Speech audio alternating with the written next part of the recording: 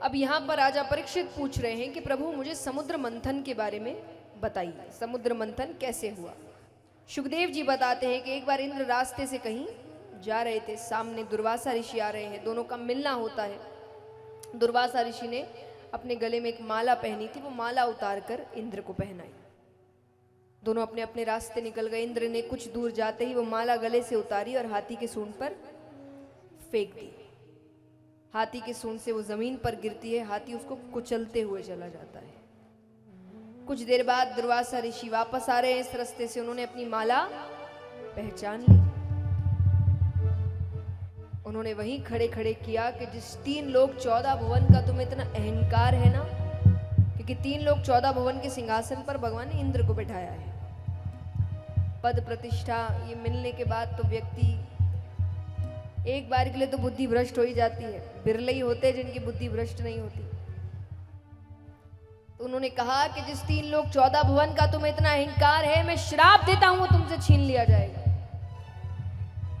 अब ये पता चलता है शुक्राचार्य जी को। शुक्राचार्य जी कौन है? दैत्यों के गुरु। उन्होंने दैत्यों से कहा आक्रमण कर दो। दैत्यों ने आक्रमण किया, 3 लोक 14 भुवन दैत्यों के पास चला गया। अब सब भगवान के पास गए।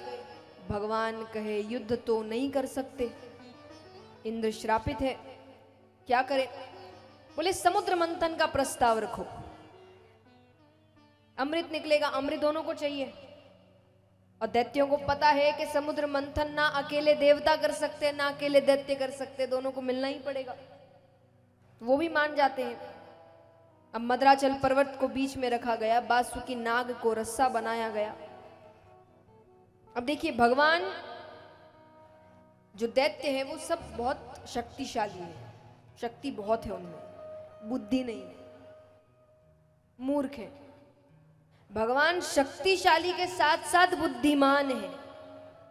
उनको पता है कब बल का प्रयोग करना है और कब बुद्धि का प्रयोग करना है। तो भगवान ने देवताओं से कहा कि तुम जिद करना, क्योंकि नाग है ना, तो एक तरफ मुख होगा, एक तरफ पूंछ होगी और एक एक जगह खड़े रहना पड़ेगा। तो भगवान कहते जिद करना कि तुम्हें नाग के मुख की ओर खड़े रहना है। देवता ने कहा ठीक है। अब जैसा मैंने कहा दैत्य मूर्ख है, तो दैत्य कहे ये विष्णु बड़ा चालाक है, जरूर मुख के सामने रहने से कोई फायदा हो रहा है। तो वो कहे अभी हम राजा है, हम मुख की ओर रहेंगे। भगवान कहते बात तो सही है, राजा तो यही है, ठीक है हम पीछे चले जाते हैं। अब मंथन आरंभ किया जाता है। पहले नाग को जैसे ही मंथन शुरू करे, पहले तो वो पर्वत डूबने लगता है। तब भगवान ने कौन सा अवतार लिया? कच्छप अवतार, और अपनी पीठ पर मद्राचल पर्वत को रखते हैं। अब जैसे ही नाग को खींचा गया, सबसे पहले उसके मुख से विष निकला। इसीलिए भगवान ने लीला करी थी। वहां देवता खड़े होते तो देवता मर जाते, तो सबसे पहले विष निकला। तो सामने के कितने दैत्य वहीं मारे गए, बाकी सब पीछे हट गए।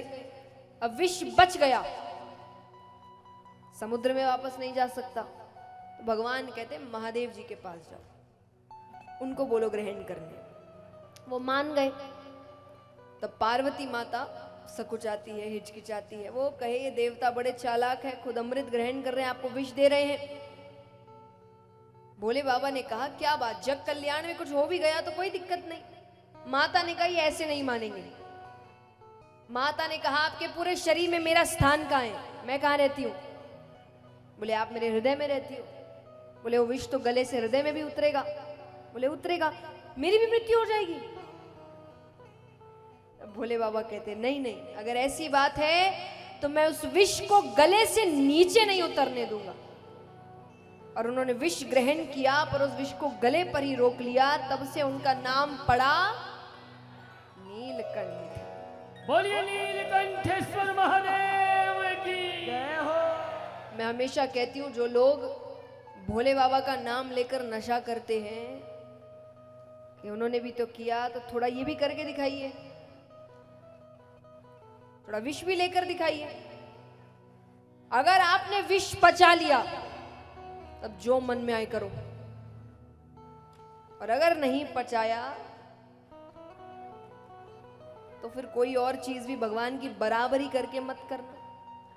अब यहां पर राजा परीक्षित पूछ रहे हैं कि प्रभु मुझे दान के बारे में बताइए, दान कब करना चाहिए, किसे करना चाहिए। सुखदेव जी कहते हैं ऐसे तो दान कभी भी करो बहुत फल प्राप्त होता है, पर कुछ खास दिन भी होते हैं, जैसे 2 आयन होते हैं, उत्तरायण दक्षिणायन, तब आप दान करें तो बहुत फल प्राप्त होता है। घर में किसी का जन्म हो तो दान करे तो बहुत फल प्राप्त होता है, किसी की मृत्यु हो तो दान करे बहुत फल प्राप्त होता है, अक्षय तृतीया के दिन दान करने से बहुत फल प्राप्त होता है। अब दान भी सुपात्र को करो, कुपात्र को दान करने से असर उल्टा पड़ जाता है। जिसे जरूरत है, सुपात्र यानी जिसे जरूरत है। आज हम देते किसको है, जैसे एक उदाहरण स्वरूप मान लीजिए किसी धनवान के घर में शादी है, पति पत्नी आपस में बात करते हैं, अरे लिफाफे में 1-2 हजार रखना।